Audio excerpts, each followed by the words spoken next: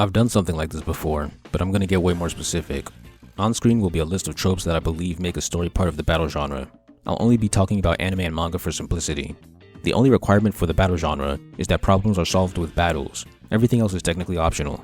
No battle manga I know checks all of these boxes.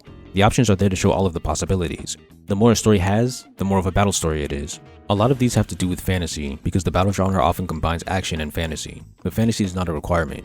Examples are North Star and Kenshin. They make up for their lack of fantasy by checking other boxes. One thing that's very battle is unique fighting styles, like Hokuto Shinken and Hiten Mitsurugi. Characters have fictional fighting styles with a list of moves that give them superhuman feats. On the other hand, characters in Sakamoto days use regular martial arts combined with a unique weapon or piece of technology that makes them fight like no other character. I've been reading the fights in the latest chapters and they have all kinds of crazy stuff, like rocket shoes or a guitar with an amp.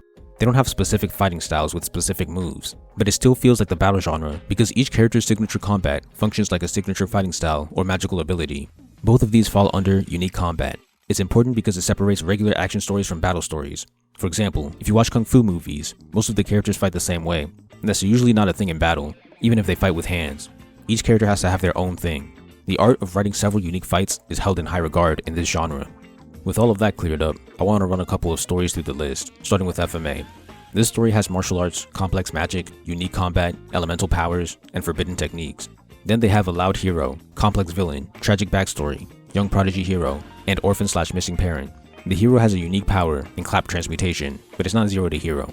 There's one job class, alchemists. There's a training arc in Doubleth, there's an entrance exam, there's a villain turn good, never give up, optimism, revenge is bad, and some talent focus. It checks a lot of boxes, about 19, so it's deep into the genre. Next is Toaru. It's a light novel, and I usually only count manga as part of the battle genre, but let's see. There are a couple of swordsman characters. There's complex magic, unique combat, a mana equivalent, elements, magic weapons, and giant swords. There are many complex and sympathetic villains. The hero wants to protect people. He's not an orphan, but both of his parents aren't really in the story. There are tragic backstories for different characters, just not the hero. Imagine Breaker is a unique power that turns him from zero to hero. The dragons bear similarities to inner demons. There are two classes, Magician and Esper. Misaka is technically in a magic school. There's a war arc. There are thematic battles, villains turn good, and optimism. That's about 18, so I consider it as part of the battle genre. It's less than FMA, but the tropes appear more often and have more importance than fullmetal. Next is Frieren, which I believe most people don't consider as part of the battle genre. Let's see. It has swordsmanship, magic, mana, elements, and technically power levels if I reach.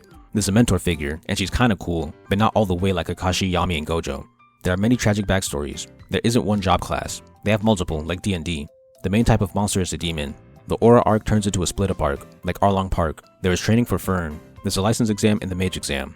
Stark has a confidence arc. There's a little bit of never give up, and there's definitely a focus on talent. Frieren checks off about 13 boxes in the 13 episodes I've watched. The only big difference is that it isn't solving problems with fighting as frequently as the others.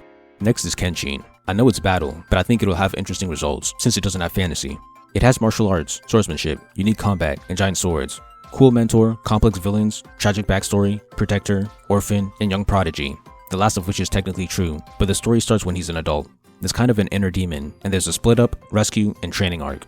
There are thematic battles, unique training, villains turn good, optimism, and talent. That's about 19 boxes, so despite lacking magic, it still checks off a lot of tropes. Last is Sakamoto Days. I haven't seen that much of it, but I asked a friend. There's martial arts, unique combat, protector, complex villain, split up, exam, confidence arc, determination arc, villain turn, revenge is bad, and talent. That's 11. Despite having less tropes than Frieren, it earns its spot more by having fights so frequently. The martial arts and unique combat are always in the spotlight. In conclusion, this is how I view battle manga.